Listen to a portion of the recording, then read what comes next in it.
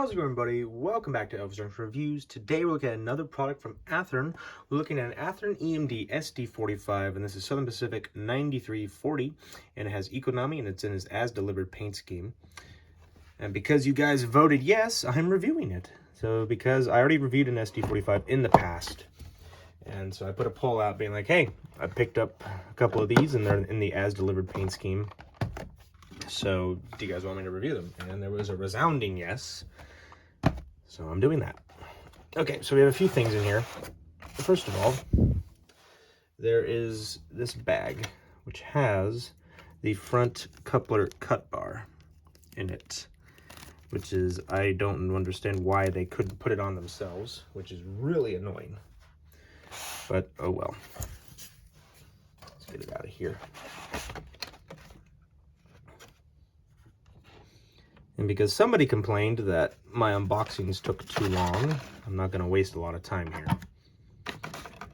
And my rebuttal to that is I have chapters in my video, so you can go ahead and skip to the history if you are the impatient type. But, yeah, that's all I'm going to say about that. All right, so let's look about a box. Let's get into some history. And now onto some history. Now I've already covered the history of the SD45T-2 in another video, so if you want to know a more extensive history, please check out my previous video. There should be a link to it right now popping up. But anyway, so the SD45T-2 was designed to combat the overheating issues that the SP was experiencing in their tunnels over Tehachapi and the Donner Pass routes.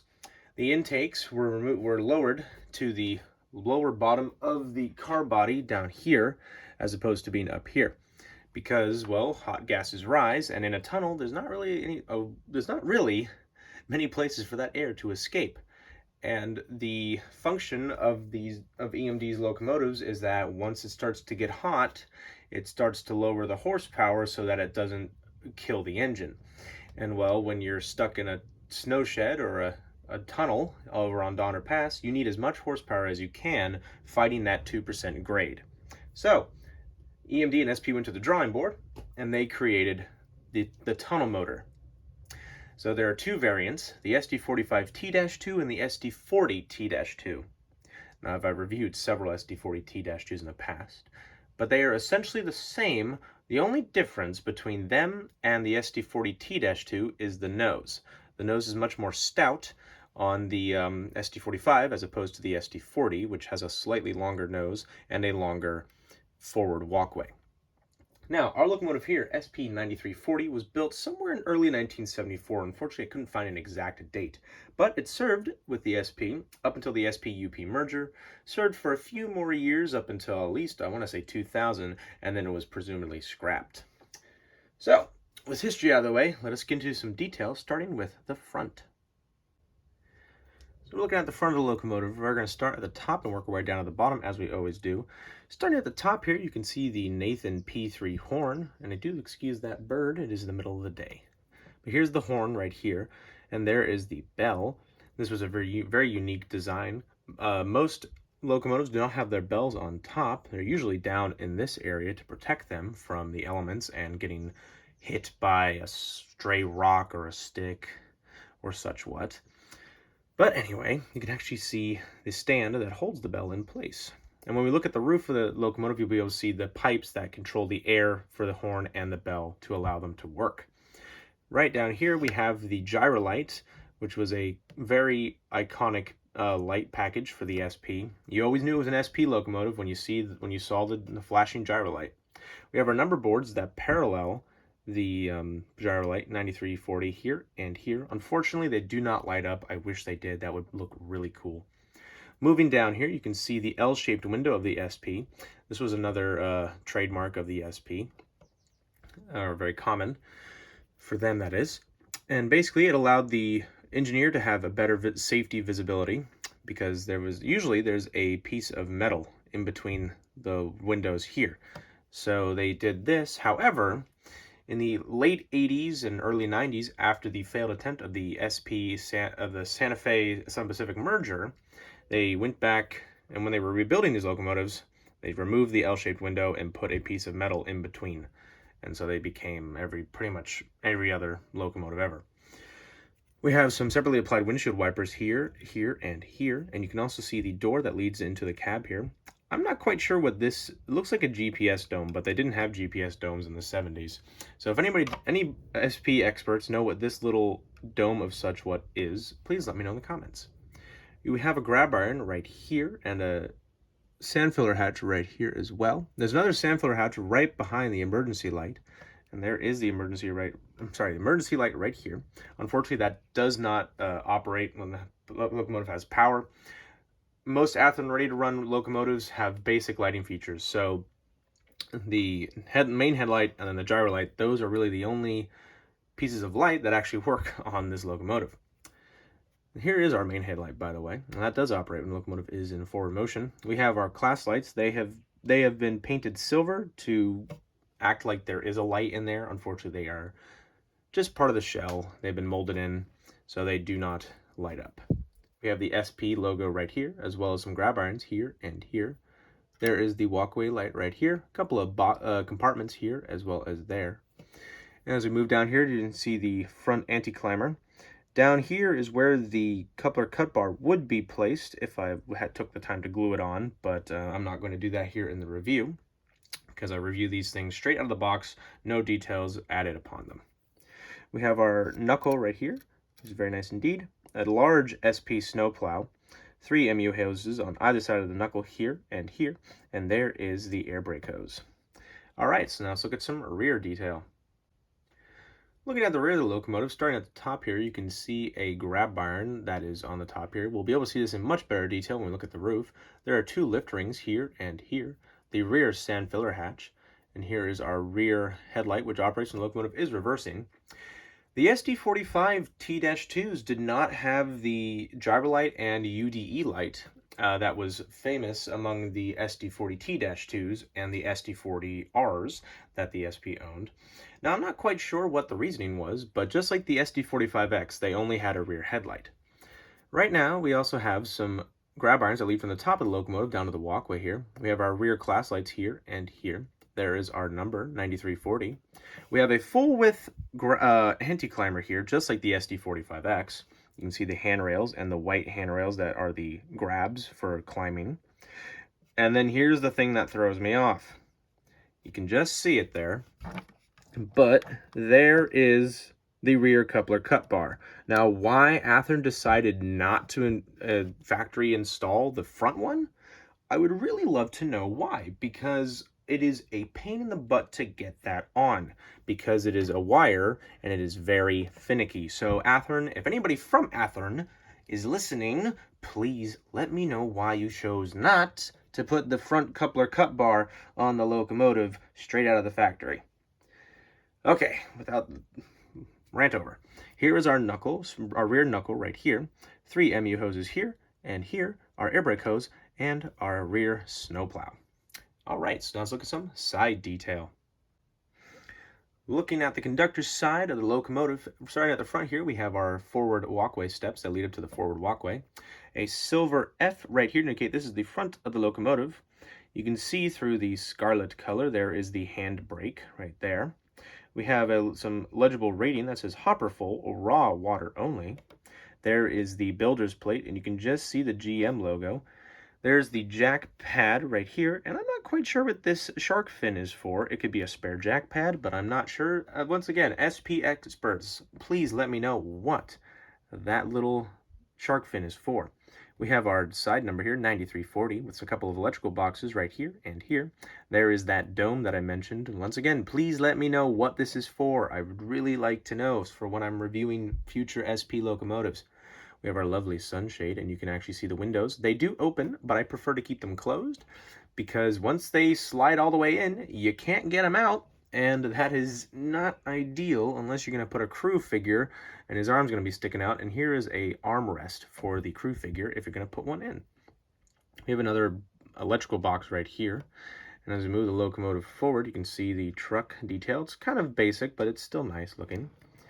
You can see the blower right here, as well as the fuel tank right here. And it says emergency fuel cutoff, and that's the button you would press. And here is the little entry point for putting fuel in.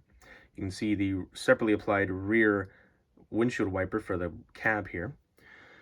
As I move the locomotive along, you can see Southern Pacific right here on the side. There's the dynamic brake fan portion here, an air tank reservoir right here, and there is the old-fashioned barcode that was also on the SD45X that we reviewed. This was an old way of basically keeping track of your locomotive. You scan that, and then your locomotive is back in your system. There's a bunch of little safety markings here and here. That says fire extinguisher because I can figure that out because of the length of the second word below. Extinguisher is roughly 10 letters long. Roughly. I do not know the exact count. It could be 12 for all I'm aware of. And here is why the tunnel motor has its name. This portion right here. This is the radiator section, and this is the air intake. All this large separate area. And that would suck in as much cool air as possible to give this locomotive's V20 engine the most horsepower that it could pump out with its turbocharger on. And they had this very unique radiator grill section right here. And here's another thing that was also unique to the SD45T, and I believe the SD40T as well, along with the SD45X. They had side walk steps as opposed to the walkway, like, let me put it to you this way. They're more like a ladder instead of like stairs. This was common because of the full-length rear anti-climber that was also similar on the SD45X that we reviewed. And similar to also like the SDP45. Oops, sorry, just smacked the camera. It's pretty much the same on the engineer's side, except for a couple of differences. First of all, the barcode is here on the door that goes into the electrical box section here, which is where all the electrics for the cab and making sure the engine works properly are. As you move the locomotive along, you can see a little window, because right here is the part where you wouldn't see. It says engine start, switch inside, and engine cooling water. So this is where you would open up those side doors to start the engine. And that's pretty much about it, as much as I can say to my knowledge, except for this illegible lots of reading right here, which I'd probably need a magnifying glass to read. And I can just see it. Unfortunately, you guys can't, but I have the right angle. I can see the glue that is holding the shell to the walkway here, which is kind of sad, but it's only ready to run, so I'm not too concerned. And I just realized there is a grab iron right there. All right, so let's look at some roof detail. Looking at the roof of the locomotive, sort of, I'm actually going to tilt you guys just a little bit. There we go. That's much better. So there's our Athearn P3 horn. The bell right there. Here is the air conditioning unit right above the cab because, well, these locomotives operate in the desert and as well as Tehachapi, and that can get hot in the summer times. I can tell you very much from experience. And there are the pipes that bring the air to the bell and the horn. And as we move the locomotive forward, you can see the Sinclair antenna that allowed communication between the crew and dispatch. There's our dust collector. Here is our exhaust port. The dynamic brake fans here and here. And there's the dynamic brake exhaust. As we move the locomotive forward, you can see that grab iron that I mentioned earlier and the large, excuse me, radiator section here, to keep the locomotive cool in those tunnels. All right, so now let's go into the sound demo. Alrighty, so we have the locomotive here up on the test track, and let's go ahead and apply power to the track here.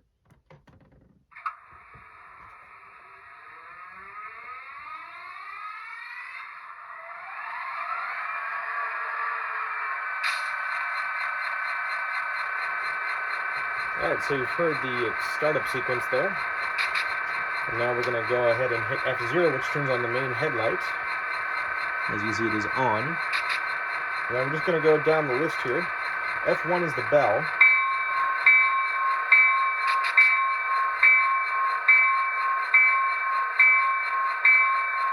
Which is very loud. F2 is the horn.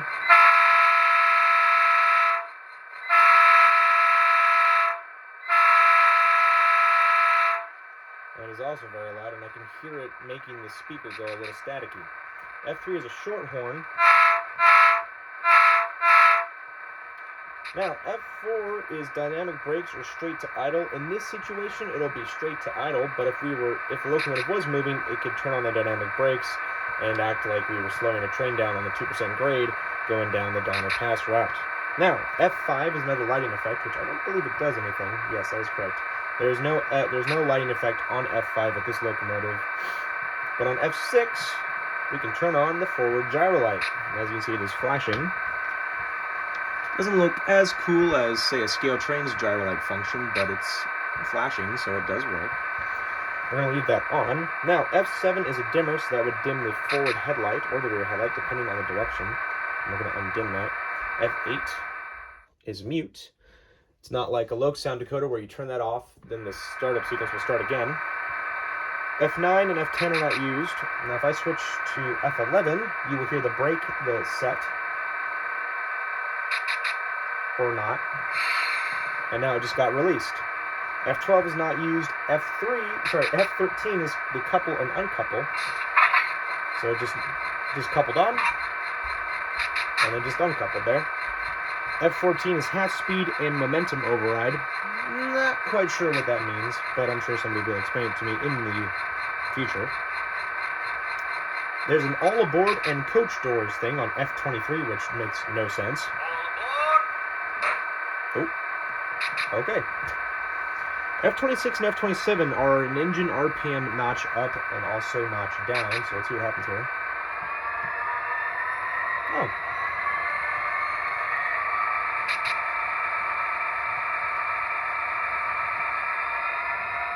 So the more you press F6, the higher in notches it'll go up. So if I can get to notch 8 here.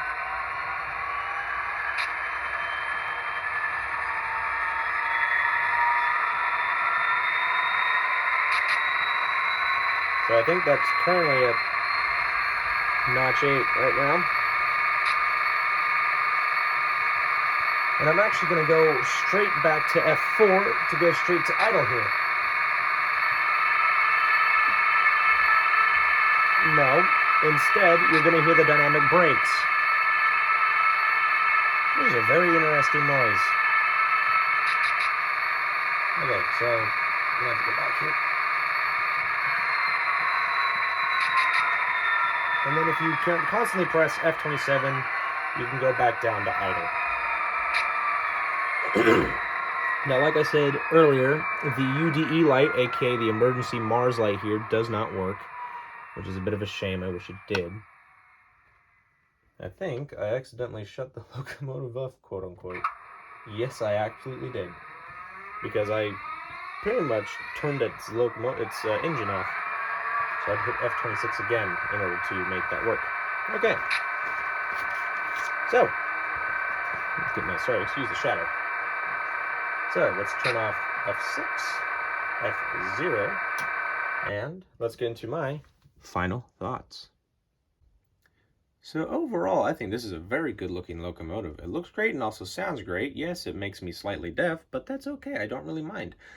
And if I'm honest, I like the SD45T-2 more than the SD40T-2, but that's also just my personal preference.